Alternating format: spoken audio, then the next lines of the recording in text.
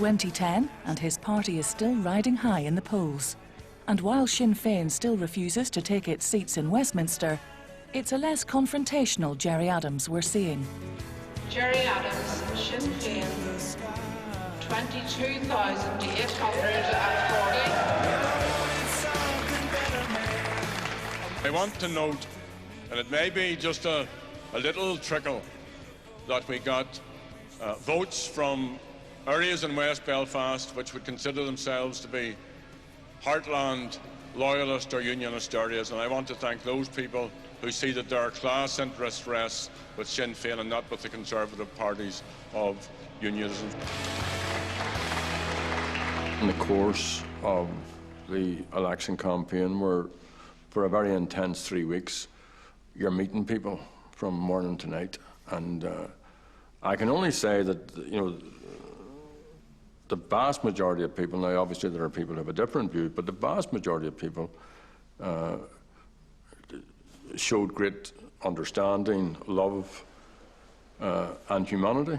And for me, it was just good as an individual to be part of that, to be reaffirmed. His resounding election victory in West Belfast came after 6 months of allegations, new and old, personal and political.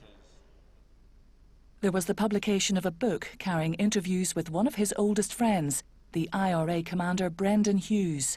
It accused him of ordering one of the most shameful events of the Troubles, the murder and disappearance of mother of 10 Jean McConville in 1972. My position is clear in all of this. It's not just clear, but it's also consistent in all of this. And I repeat what I said earlier. I knew Brendan Hughes better than the authors of this book. I knew how troubled he was. I cared about him more than the authors of this book. I was with him when they weren't. So let that be as it is. I reject absolutely these various allegations. I find them offensive. And late last year, UTV broadcast a documentary in which his niece alleged he'd helped protect his brother Liam, whom she accused of raping her. Within days, Gerry Adams admitted that his father was himself a serial abuser. Your percentage may be up slightly, but the actual numerical vote down a couple of thousand. Anything to do with the allegations that have been made about you and your IRA membership and involvement in the murder of Jean McConville and, of course, the events surrounding your brother Liam? Well, I don't know why people vote or don't vote. All I know is that... You know, there was just a whole series of convergence of all the family issue around abuse. My wife, Cled, had an operation for cancer, and then the scurrilous and untruthful remarks in this book. And some sections of the media just, you know, it was wall to wall for ages. So it's very daunting, all that. I mean, people have been in worse places than that, so I don't want to be exaggerating any of it. You have to dig deep. Until the allegations about Liam Adams surfaced, Gerry Adams always kept his private life private. His wife and family choose to remain out of the spotlight. His home in West Belfast has been off limits to all but his closest confidants. But here, in his garden, is where Gerry Adams gets close to nature. Well, to tell you the truth, about 8 or 9 years ago, I had this really lovely experience where for about 2 years, and I planted a lot of trees in the 2 years. I planted a couple of hundred, maybe 400 or 500 trees. And for about 2 years, I just lived in the seasons, which struck me as the way farmers live, because, you know, plant any month with an hour, wait for the spring to see if it's taken, you know, the growth in the summer, and then dies back, hibernates, gotcha and shot, hibernates in the winter, and then the spring comes again. And that was a really nice, in the middle of, you know, we were in the middle of peace talks and all the rest of it.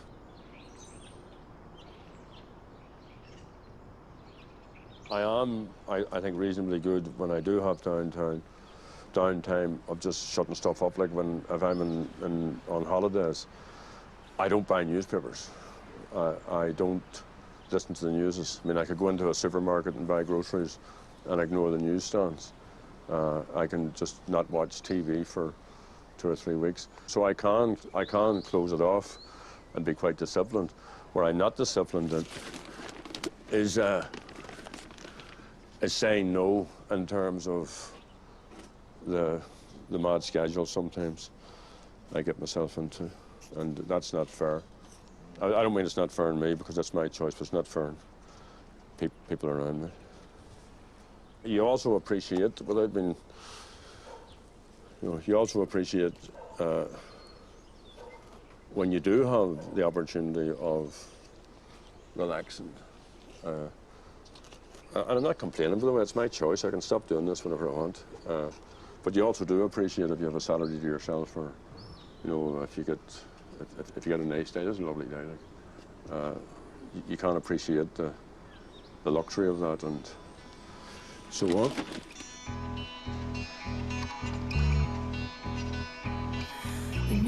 My darling, I can't stand to sleep alone. I saw Gerry Adams in the way that the British population as a whole would have seen him, as a terrorist, as someone who killed people, who's someone whose even voice we weren't allowed to hear on television, someone I had sort of a mixture of fear and loathing for. You're my own, you're my own. When we first got into the negotiation discussion, I mean, I was constantly thinking, this guy was, effectively the leader of an organization that killed wholly innocent people.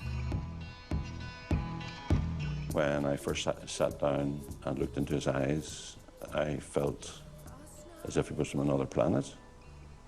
I felt angry. I felt a remoteness, a chill. Dangerous.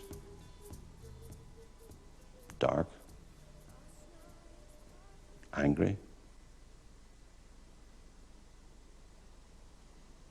Disrespectful. Cold towards my community and its values.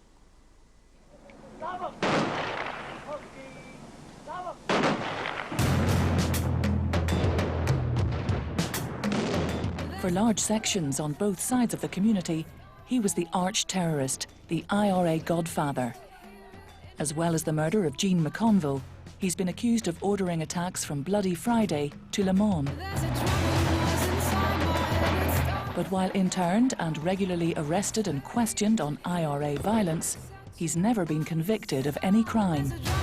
His name and his profile does, for many people, represent something with which they have great difficulty, because they perceive that the violence from which they have suffered, the loss they may have suffered, is all identified with a particular movement, and personalities do get identified with movements and with causes, and that's inevitable.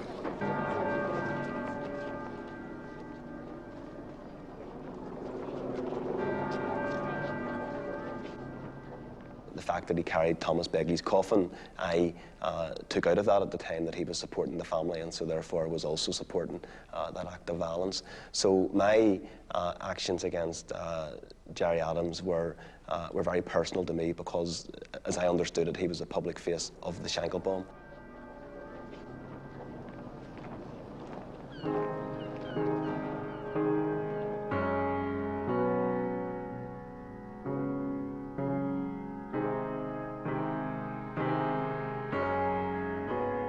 The IRA hunger strike in the spring of 1981 was the spark that lit the political fuse for Gerry Adams. Until then, he'd been heard of but rarely seen. Now he became a public